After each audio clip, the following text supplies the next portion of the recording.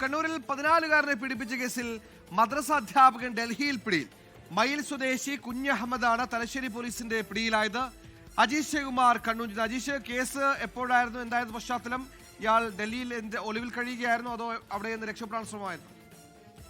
ഡൽഹിയിൽ ഒളിവിൽ കഴിയുന്നതിനിടയിലാണ് തലശ്ശേരി പോലീസിന്റെ പിടിയിലായത്. കഴിഞ്ഞ മെയ് 15-നാണ് ഈ സംഭവം നടക്കുന്നത്. തലശ്ശേരിയിലുള്ള ജുമാ മസ്ജിദിൽ അവിടെ താമസിച്ച് പഠനം നടത്തി വന്നിരുന്ന 14-കാരനെയാണ് ഇയാൾ ലൈംഗികമായി പീഡിപ്പിച്ചത്. കുട്ടിയുടെ മാതാവിന്റെ പരാതിയിലാണ് പോലീസ് ആ കേസെടുത്തത്. കേസെടുത്തതിന് പിന്നാലെ പ്രതി ഒളിവിൽ പോവുകയായിരുന്നു. അതിനുശേഷം ഡൽഹിയിൽ അവിടെ താമസിച്ച് അവിടെ ഒരു പട്ടാണി വേഷത്തിലൊക്കെ കഴിയുകയായിരുന്നു. ഒളിവിൽ കഴിയുന്നതിനിടയിലാണ് ആ പ്രത്യേക അന്വേഷണ സംഘത്തിന്റെ പിടിയിലായത്.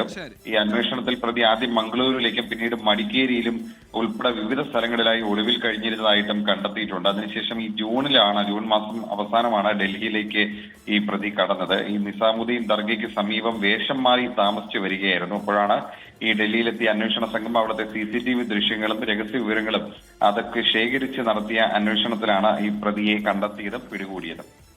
രാജേഷാണ് വിവരങ്ങൾ നൽകിയത്. പിന്നെ കേസിൽ പ്രതിയായ ഇയാൾ ഡൽഹിയിൽ വേഷം മാറി കോലം മാറി ആളറിയാതെ കഴിഞ്ഞു വരികയായിരുന്നു. ഇതിനിടയിലാണ് പോലീസ് പൊക്കിയത്.